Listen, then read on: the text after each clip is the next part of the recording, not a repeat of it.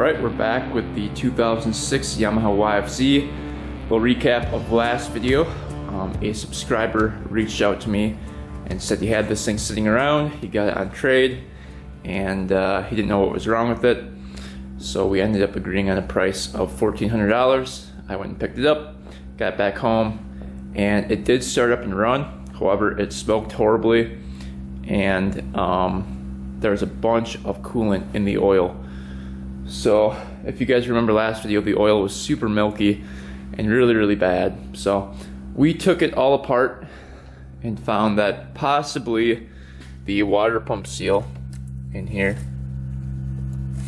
is bad, and then possibly the head gasket was blown. And we saw a little imperfection right here that also could be the culprit.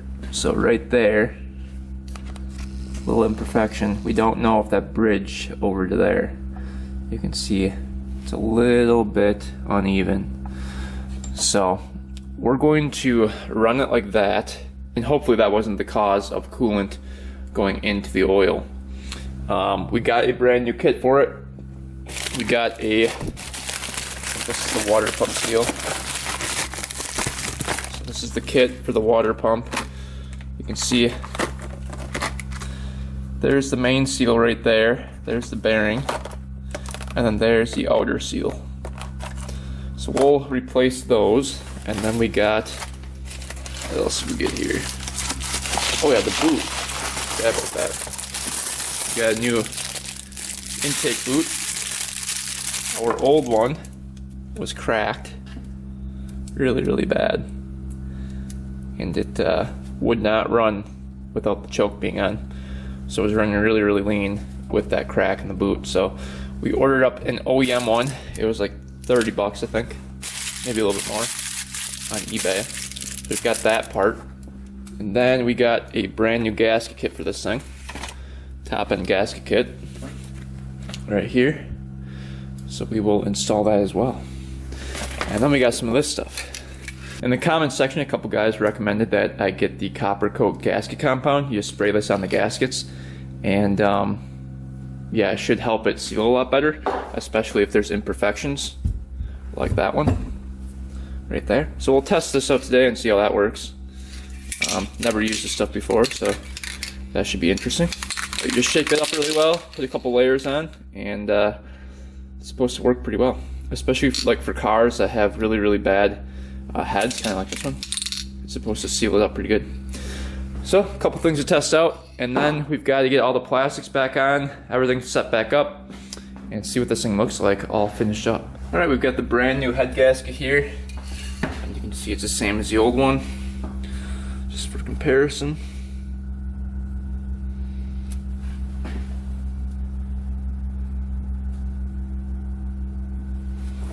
Matches up perfectly. And the old one didn't even look that bad. So if we have to, we can reuse that one too. But here's the copper coat gasket compound. We're gonna shake this up really well. Try this out. Probably spray a little bit on the towel before we apply it.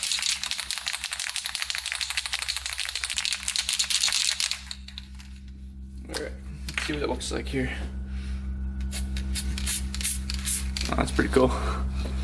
So just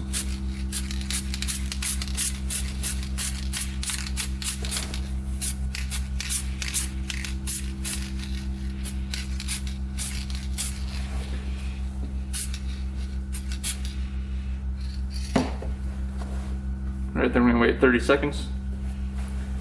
That stuff is really strong smelling, by the way.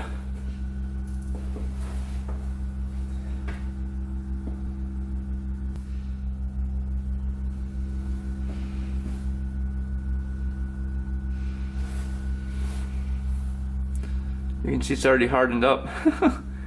That's crazy.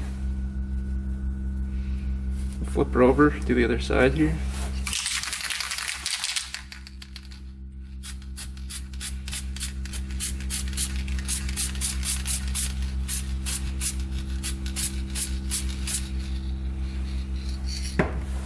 Then we'll probably just do 2 layers on each side.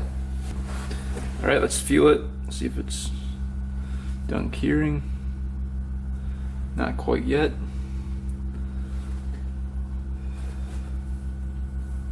I'll flip it over and then do the other side.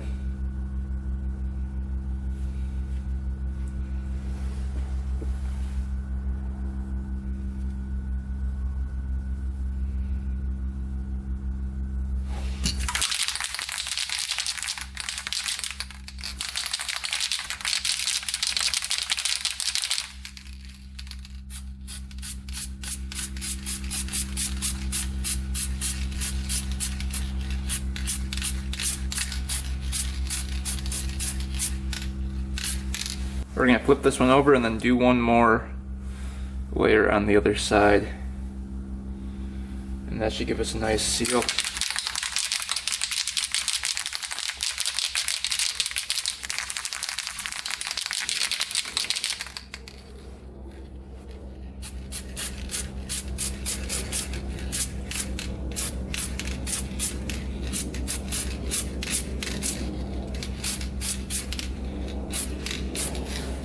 Alright, wait for that to dry and then we'll install that.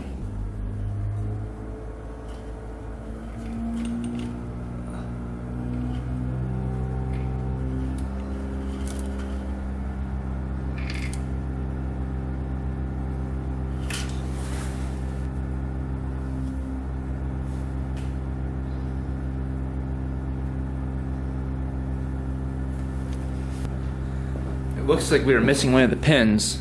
So that probably didn't help either. The pin right there, over there, we were missing right there. All right, I found another pin in my parts bin. So now we've got both of those pins right here. It was missing one before, so let's get the head on next.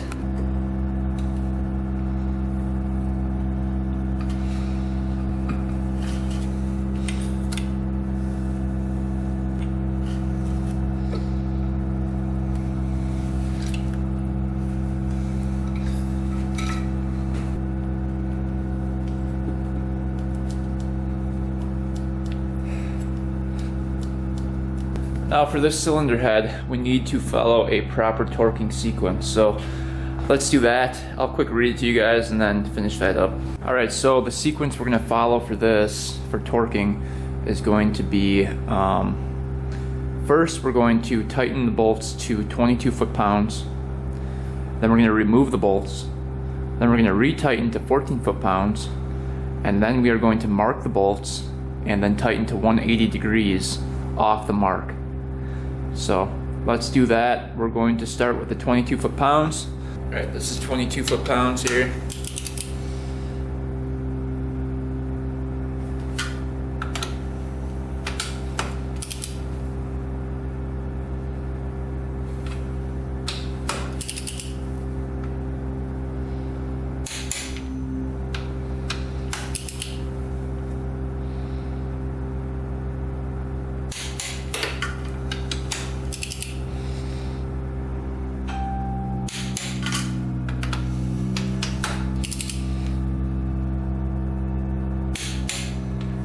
Alright, let's remove them now.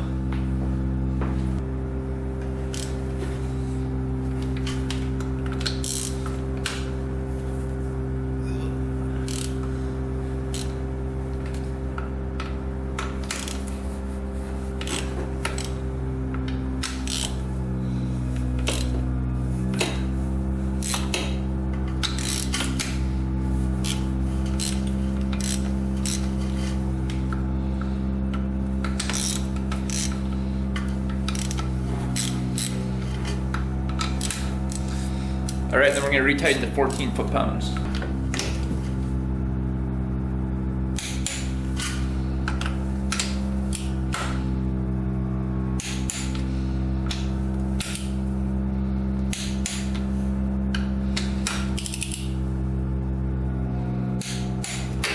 Now we're going to mark the bolts. So we're just going to put a mark on each one, just so that we know where 180 is when we turn them. So each one will get a mark here.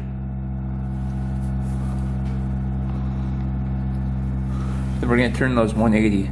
And then we're going to go in a crisscross pattern. So this one 90, this one 90, that one 90, that one 90, this one 90, that one 90, this one 90, that one 90. So 90 degrees, 180. So this mark will end up over here on this side of the bolt.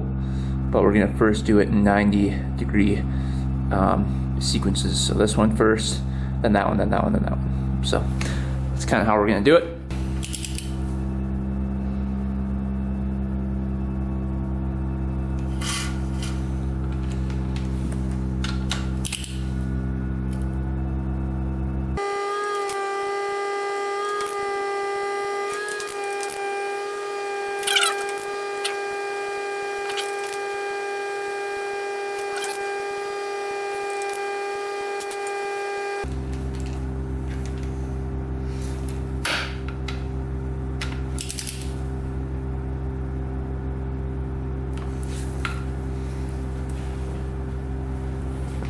Alright, so those are tightened down. I think it's almost at like 50 foot-pounds is what I measured on the torque wrench. So those are not coming off anytime soon. These were super loose when I took it off for the first time, so hopefully that seals it a lot better than what it was at before. Plus with that copper gasket sealer, it should really be sealed up nice. But yeah, let's get the cams in. We're just gonna put it to top dead center, then get the cams lined up, put those in. Lobes should be pointing this way and this way, so away from each other. And piston should be at the top of the cylinder. Alright, the little notch down here is lined up. It basically looks like a straight line right next to an H. So there's an H that's going horizontal and there's a line right next to it. That's the mark you want. And then up here, you can see the exhaust cam is going to have a little dot right there and one right there going like 45 degrees off an angle. And this one's going to, the intake cam is going to have a dot right there, parallel with the head, and then this one going straight up. So that's kind of what those look like when you're timed correctly. Then the piston you'll be able to see is at top dead center down the spark plug hole. Lobes on each cam will be facing away from each other. So these are the lobes right here. Those are going to be facing away from each other. If they're facing towards each other, you are off 180. So, all right, timing's done. Let's get these all bolted down, and then we'll check the valve clearances. All right, we got the cams in. The specs for the valve clearances: intake 0.004 to 0.006. I measured the intake. This one is 0.006, this one's 0.004, this one's 0.002, so we need to put a smaller shim in this one.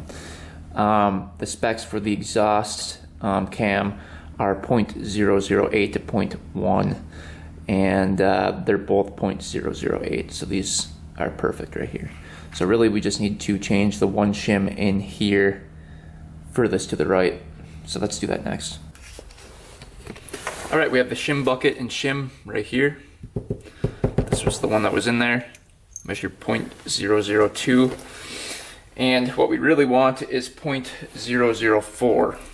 So what we're going to do is go to our 0.004 measurement on here. Where is it? And we're going to look for the millimeter marking. Right there. So it's going to be 0.102 millimeters. That's what we want. And actually, let's go to 0.005, because that's right in between.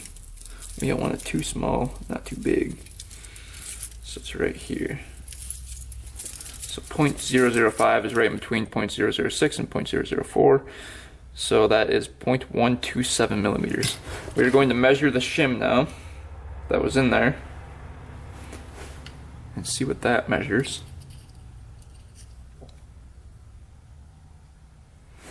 So it looks like it's 1.66 millimeters.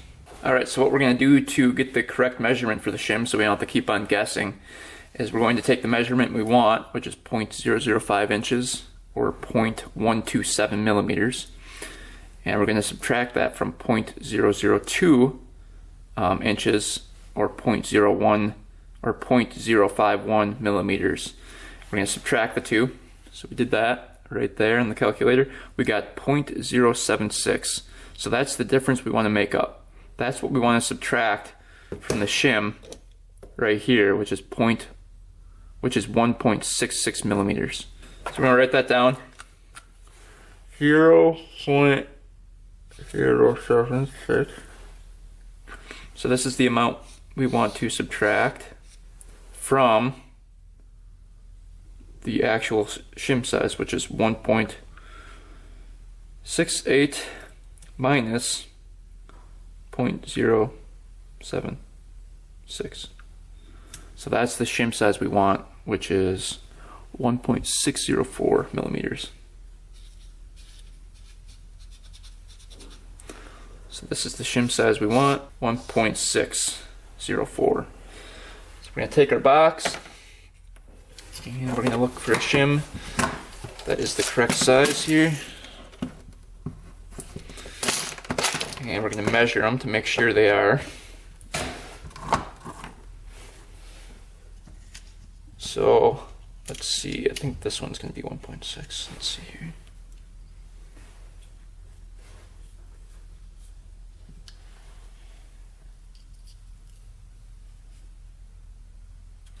That one's 1.65, so that's basically what we had in there. There, 1.59. That's very close. So we're going to use that shim. That's pretty close to 1.6. All right, valves are perfect. We can get the cover on next, and then we can start bolting everything up, and then we can start working on the clutch side. All right, we're going to try to get this bearing out and then punch the two seals out of there as well. So hopefully we can accomplish that here.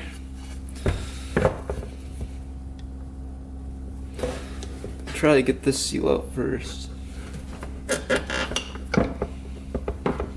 That one came right out. And let's see what's in here.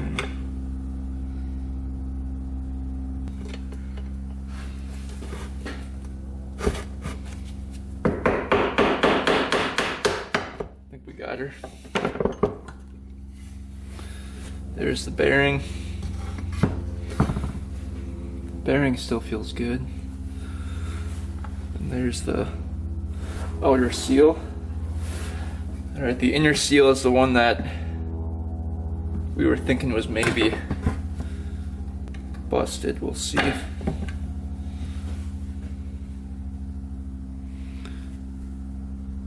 It doesn't look horrible. We'll kind of compare it to the new one.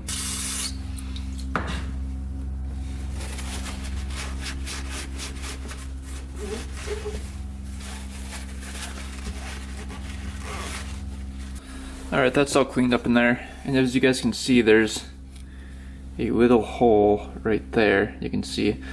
So, if coolant gets past the first seal, it'll go down that hole and drain out this line right here. That's why you see sometimes coolant dripping. That means that first bigger seal on the outside is bad. So this one on the outside would be bad. And then once the inner one goes bad, that's when you start getting milky oil. But anyway, let's start putting these seals back in here.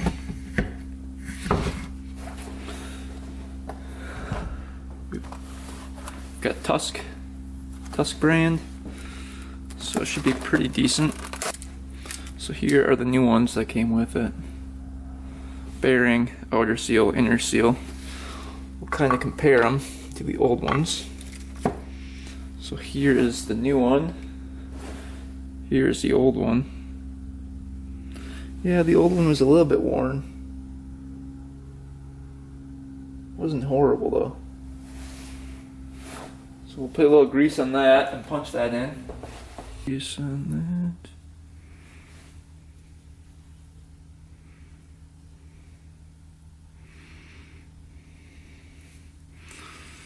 A little bit on the inner portion of it. Like that. Alright, we push the new seal in. All the bearings going in. We'll get it oiled up after.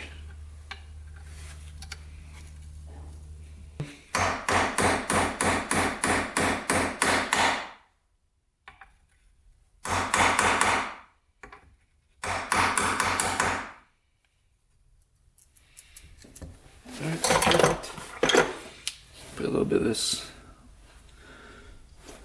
assembly lube on it.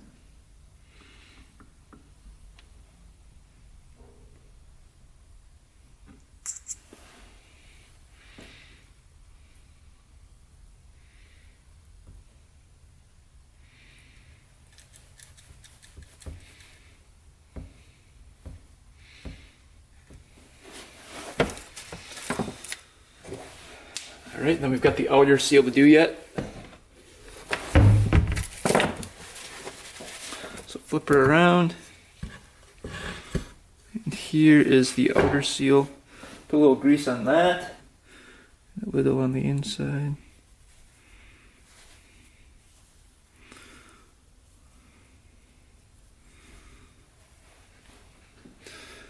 That'll just press right in there.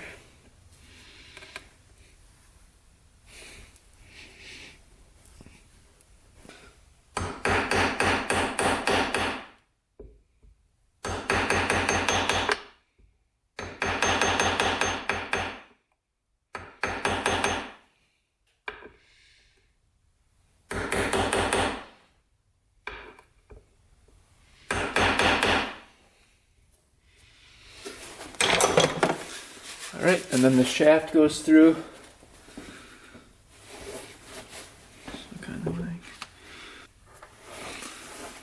So that should not be leaking anymore. Wouldn't think. Alright, I went ahead and installed the boot, and then the carburetor is all installed on this thing. And then I went over and installed the cover and the pipe. So everything is good to go. Everything is solid on this thing. So let's add some oil to it, add some coolant to it, and see if she starts up and runs a lot better than she did before. Hopefully, we got rid of that milky oil situation we had going on. So as you guys know, last video we rejetted the carburetor as well for the pipe. So that should be good as well. Alright, fingers crossed that this thing works. Alright, so this specific machine takes 0.5 quarts in the engine right here, and then the other 1.5 quarts in the oil canister. Hopefully this thing doesn't turn milky white. That would really suck.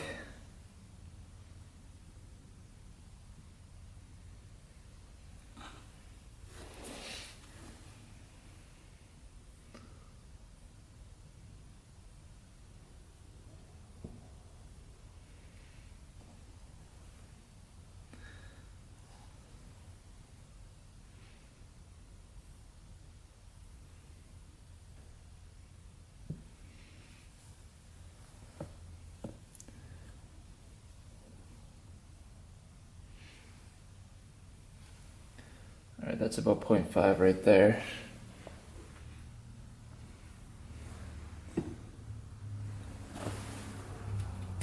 I'll add the rest of it to the oil canister.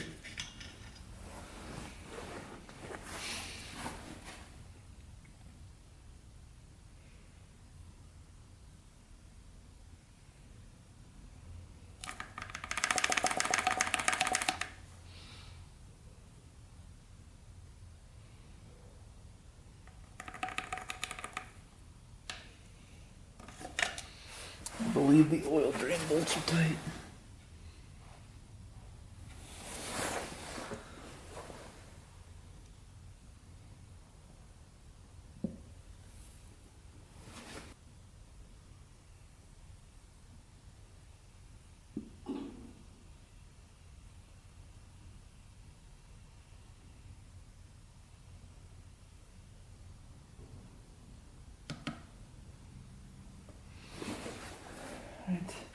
And we'll add one more quart and we'll be good to go.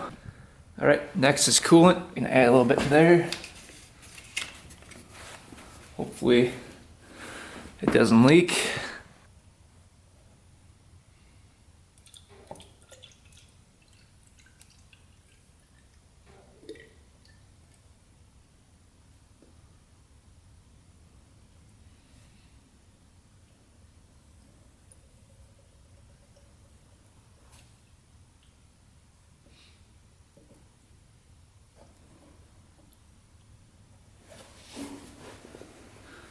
she's topped off in there now.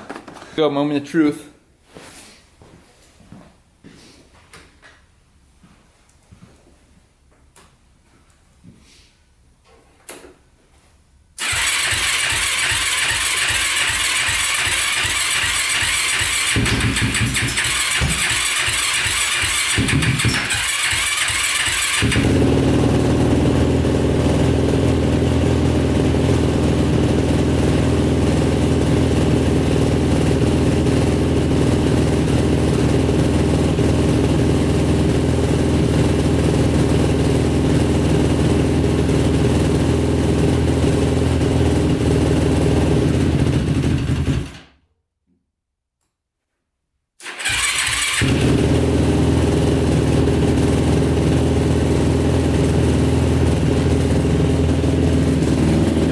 Box on right now, but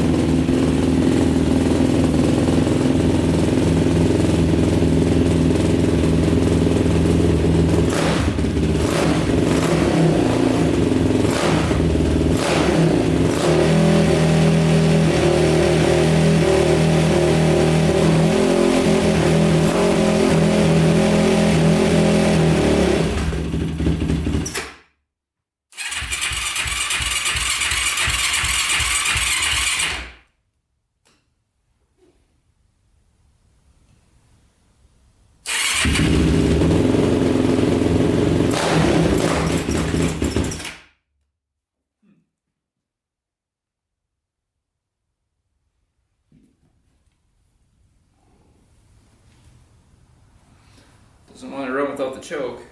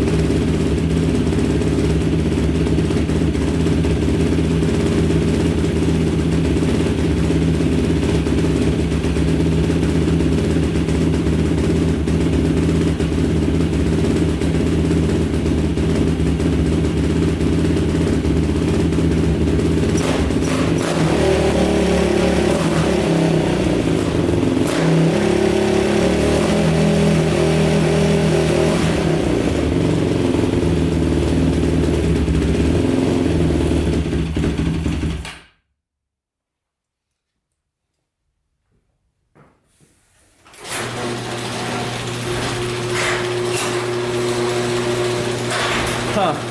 Still doesn't want to run without the choke on. For some reason. So that's not good. Probably something with the carburetor.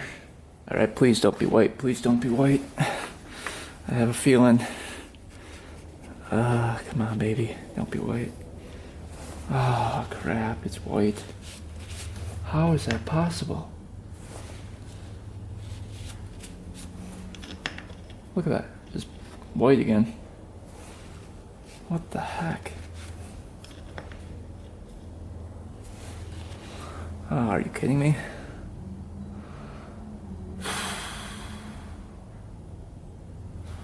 What the heck could the problem be here? Look at that. Straight up white again. Crap.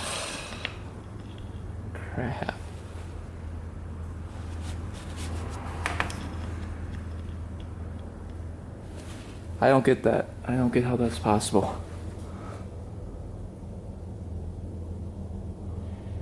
What the heck? Doesn't make any sense. So that's not good. That's not good at all. I'm gonna see if it runs better with this thing disconnected. See what happens. Alright, got the carburetor out. I noticed the carburetor is not squirting gas out of there when you do the throttle. So that has a pump that pushes up and it pushes gas into here, and it's not doing anything. So I'm guessing that's the problem. I'm going to investigate it and see what we can find in there.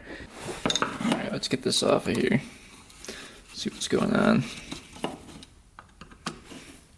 Wonder why this isn't working.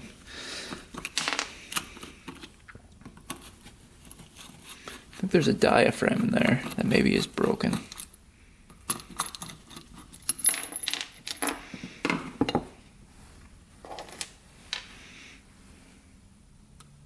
Spring. There's the diaphragm.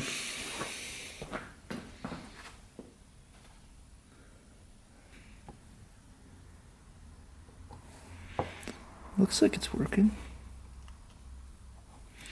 Kind of inspect it here.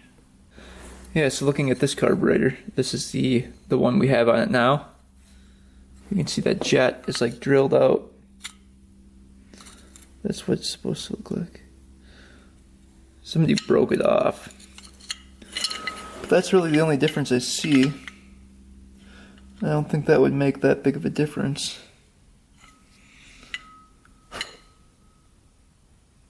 Doesn't look like the diaphragm's cracked at all. Still looks good. We're gonna test up the other float bowl and see if that works better. Alright guys, so I put the other one on and that didn't work either. So I believe it was a clogged nozzle right there. So right now, when you do it, if you guys can see it in there.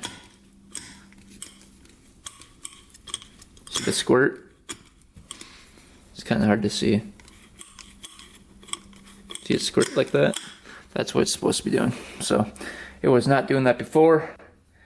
And see if it's fixed. Alright, let's see if she runs a little better now.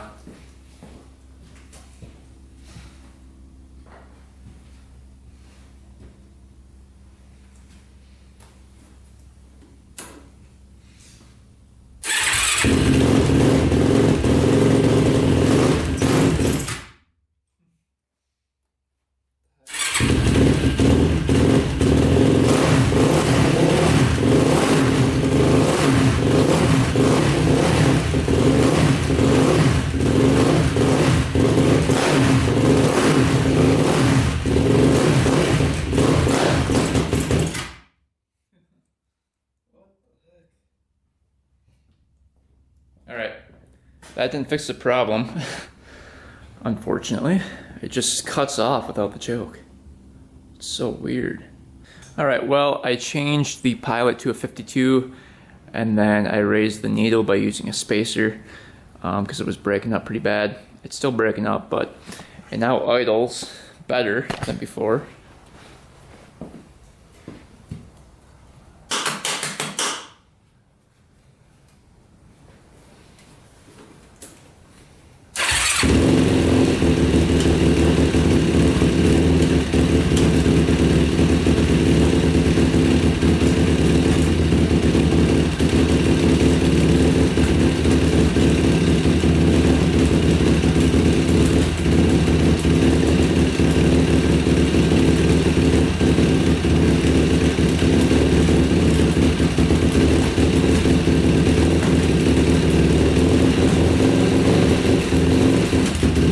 Alright, so after running it for a while, it looks like the oil is back to normal.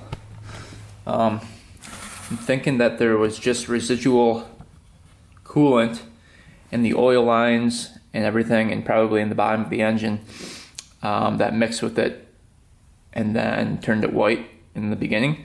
But now that it's been running, it's not white anymore. So I'm thinking it just all mixed what little bit it had in there, and now it's just regular colored. I'll probably do another oil flush here, just because I don't want any water in it, obviously. But I'll show you guys what it looks like now. But it's mostly clear. Okay. So it's not white at all.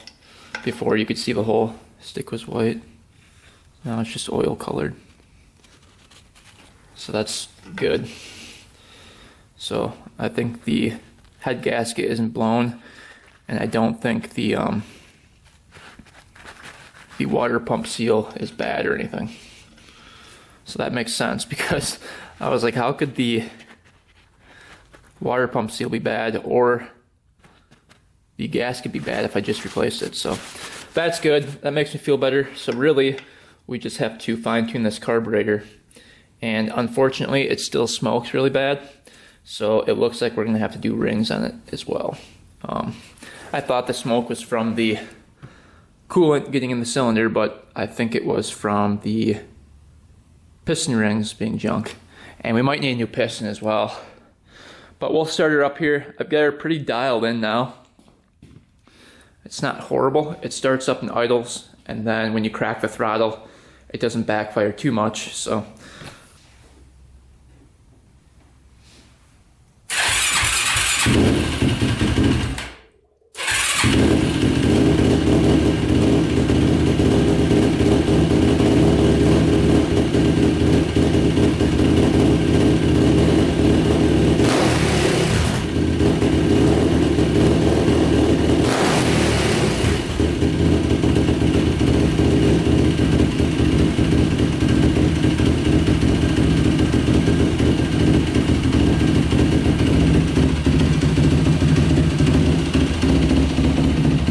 Smoking right now, that's good. Usually it smokes a lot. There we go. Pumping out the smoke now. And it shut off just now. Huh. Yeah, I think the rings are bad. What do you guys think? Seems like as soon as it gets warm,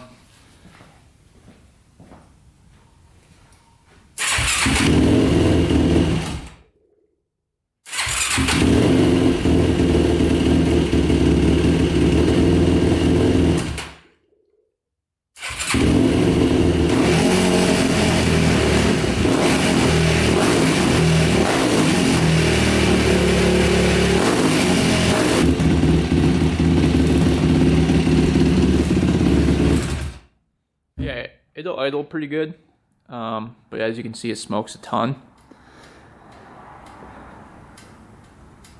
Otherwise, it runs pretty decent.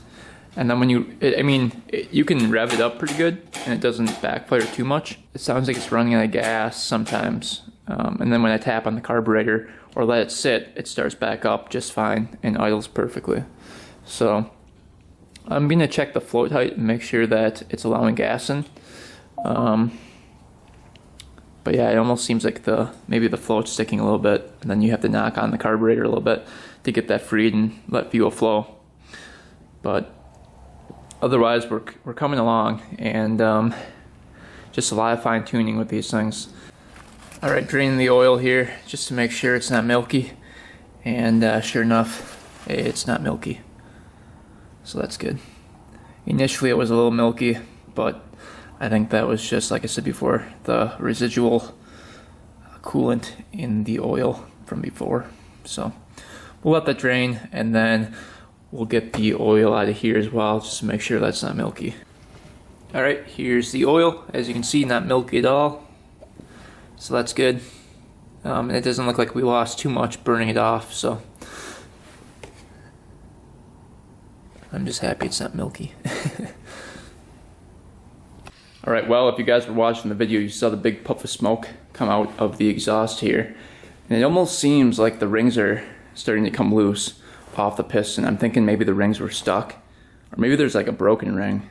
But you can see as soon as the smoke starts puffing out of the exhaust, it starts to run really crappy. So it's almost like a bunch of oil is getting up past the piston.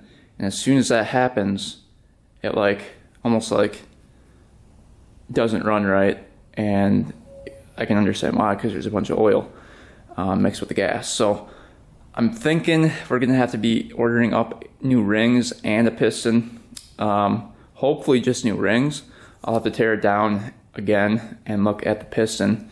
I probably should have just looked at the piston and the rings when I was in there. I don't know what I was thinking, but you live, you learn, I guess. So this will be my second time tearing it down. But it's all a learning experience. And this way, you guys can see it all again and really let it sink in. But anyway, thanks for watching, guys. Thanks for subscribing. Stay tuned for the next video when we fix this thing up. And hopefully that will take care of the smoking problem, the running problem, and everything will be set in this thing. Till next time.